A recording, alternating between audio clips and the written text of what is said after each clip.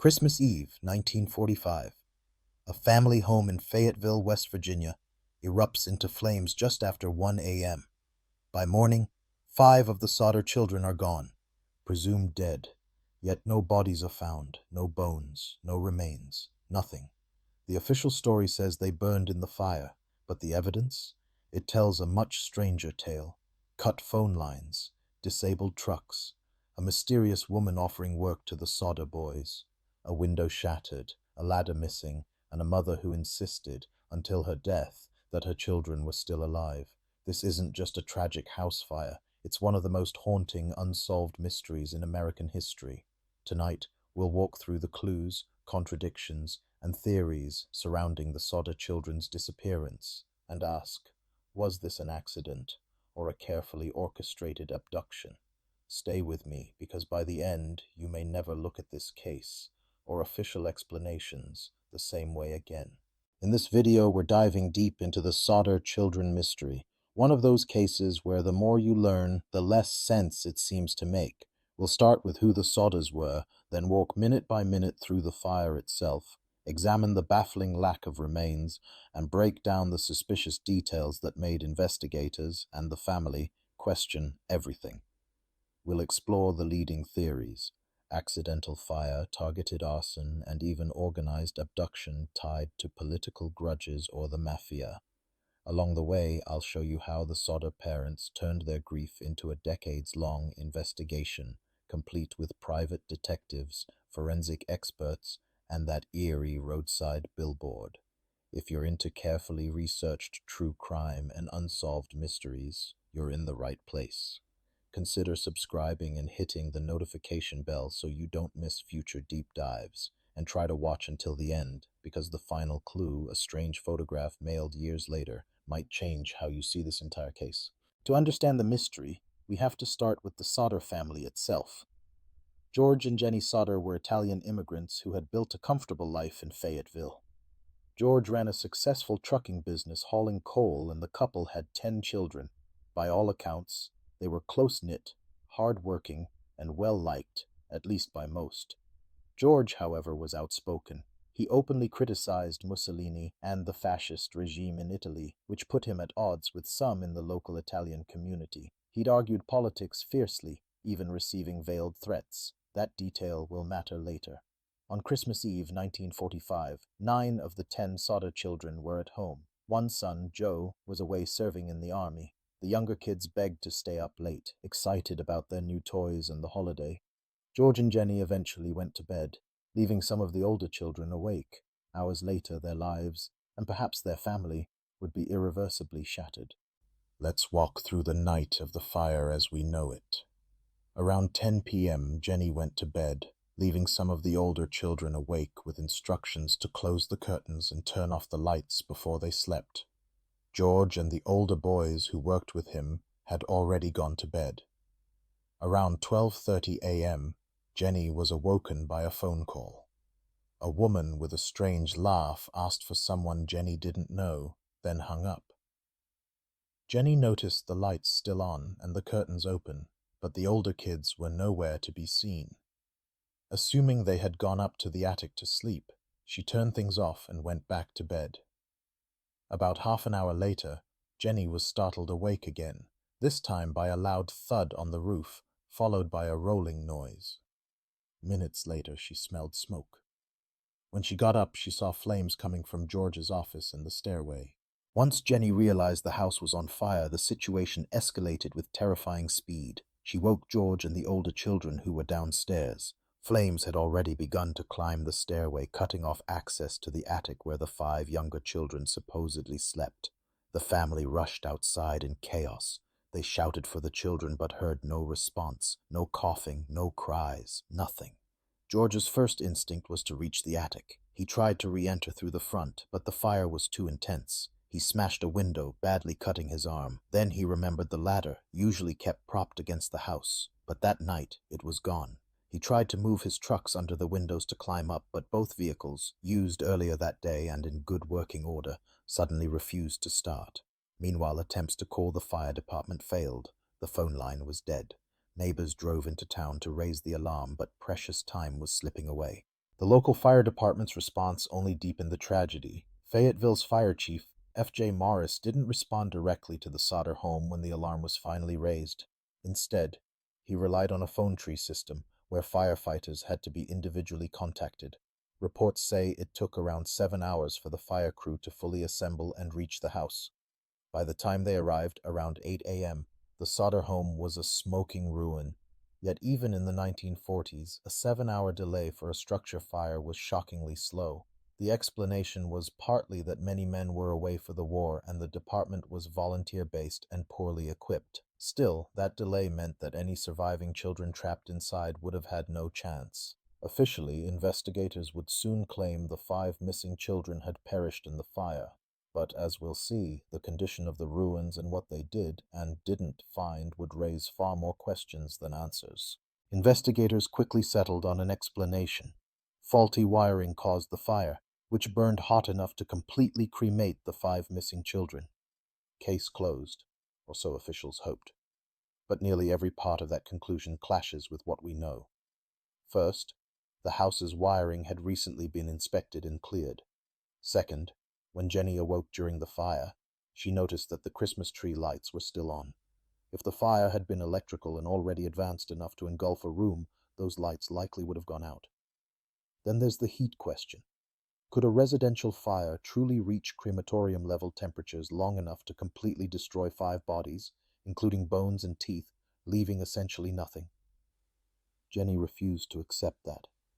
She began running her own experiments, burning animal bones, consulting cremation experts, writing to officials. Again and again she heard the same thing. Ordinary house fires almost never obliterate all skeletal remains. Let's talk about that missing ladder, the dead trucks, and the cut phone line. 3 details that push this case far beyond a simple accident. The family's ladder, normally stored against the house, was nowhere to be found the night of the fire. Days later, it was discovered down an embankment some distance away, as if it had been deliberately moved. Then there were George's coal trucks. Both had been used that day and were functioning. Yet during the fire, neither would start. Some have suggested cold weather or flooding of the engines, but George was an experienced driver and mechanic. Sabotage is hard to rule out. Finally, the phone line. At first, it was said to have burned in the fire. Later, a repairman found it had been cut, not melted, and from a point where the line met the house. Combined with the strange phone call before the fire, these details look less like coincidence and more like components of a plan. Beyond the physical evidence, witness accounts added fuel to the suspicion that the children might never have been in the fire at all. A bus driver reportedly saw people throwing what looked like balls of fire at the Sodder home that night, possibly Molotov-style incendiaries. Jenny later found a strange, rubbery object in the yard, consistent with that description. Other witnesses claimed to have seen the Sodder children alive after the fire. A woman said she saw them in a passing car as the fire burned. Another, working at a tourist stop between Fayetteville and Charleston, believed she'd served breakfast to the children accompanied by unfamiliar adults. At a Charleston hotel, a woman recalled seeing news photos of the missing kids and recognizing them as guests from a previous night. None of these sightings were conclusively verified, but the sheer volume and consistency of them, especially in those early weeks, kept the possibility of abduction alive in the Sodders' minds. Could the fire itself have been arson, part of a plot to abduct the children? Some clues point that way. Remember the loud thud and rolling sound Jenny heard on the roof shortly before the fire, consistent with some kind of thrown device. The rapid spread of the flames, originating near George's office and the fuse box, also raised questions. Consider motive. George's public criticism of Mussolini had earned him enemies in the Italian community, and there were earlier ominous encounters, a stranger warning that his house would go up in smoke and his children would be destroyed because of his anti-fascist views. Another man offering life insurance, who became enraged when George declined. Organized crime was active in the region, and some have suggested a mafia-linked extortion or revenge plot. In that scenario, the fire was a distraction or cover. The children could have been removed beforehand or lured out, then relocated, leaving investigators to focus on a tragic accident. Faced with official indifference, George and Jenny launched their own investigation. They hired private detectives, combed the ruins, and refused to rebuild the house, turning the site into a memorial garden instead. When authorities filled in the basement only days after the fire, George later had portions re-excavated, convinced crucial evidence had been buried prematurely. One eerie episode involved Fire Chief F.J. Morris. He reportedly told the Sodders he had found a heart in the ashes and had buried it in a metal box on the property. When the spot was dug up and the heart was examined by a pathologist, it turned out to be a beef liver, never exposed to fire. Why would a fire chief plant fake remains? To give the family closure, to support the official story, or to distract from something worse? Incidents like this only deepened the Sodders' mistrust of local authorities and hardened their belief that a cover-up was in play. Years passed, but the case refused to fade. The Sodders put up one of the most iconic homemade billboards in American true crime history, a massive sign along Route 16, featuring photos of the 5 missing children and an accusation that they had been kidnapped. It stayed up for decades, turning the family's private grief into a public challenge. The billboard listed a reward and directly questioned the official story. Thousands of drivers saw those faces, and tips continued to trickle in, from supposed sightings to whispered confessions. The case became part of regional folklore, a constant reminder that something about that night didn't add up. George traveled as far as New York and Cincinnati chasing leads. Some turned out to be hoaxes, others dead ends. But the billboard, with its stark black and white portraits and bold lettering, kept the pressure on authorities and ensured the Sodder children's names were never fully forgotten. The strangest twist came in 1967, over 20 years after the fire. Jenny received an envelope postmarked from Kentucky with no return address.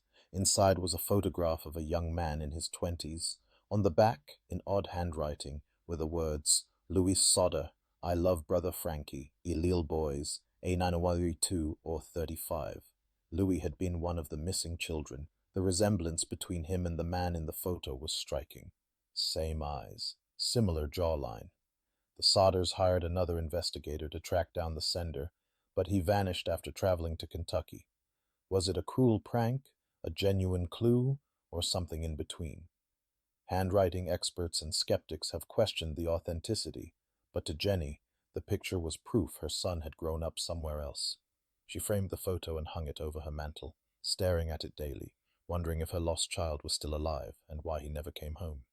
So, what can we confidently take away from the Sodder children mystery? First, the official explanation that 5 bodies were completely consumed in a relatively ordinary house fire doesn't align well with what we know about fire behavior and human remains. Second, the cut phone line, missing ladder, disabled trucks, and possible incendiary device point strongly toward human interference. Third, the threats George reportedly received, combined with later witness sightings and the eerie photo, support at least the possibility of a planned abduction disguised by arson. Yet we must also admit what we don't know. No verified remains, no confirmed survival, and no conclusive evidence tying any group or individual to a plot. Ultimately, the Sodder case sits in a limbo between accident and conspiracy, where incomplete records, small-town politics, and the passage of time blur the lines. What lingers most is the image of parents who refuse to stop asking questions, even when the world moved on. You've now heard the key facts, the contradictions, and the leading theories surrounding the Sodder children. So I want to hear from you. Based on everything we've walked through, what do you think happened that night in 1945? Was it a tragic fire with improbable outcomes, a targeted arson, or a cover for something much darker, like abduction or organized retaliation? Drop your theory in the comments and let's keep the discussion analytical and respectful. If you appreciate long-form, evidence-driven explorations of cases like this, consider subscribing and hitting the notification bell so you don't miss future deep dives into history's most unsettling mysteries. You can also share this video with someone who's never heard of the Sodder case. It's one of those stories that really benefits from fresh eyes. And if you'd like a follow-up episode, maybe focused on modern forensic techniques that could revisit this case, let me know. Until then, stay curious, stay critical, and take care.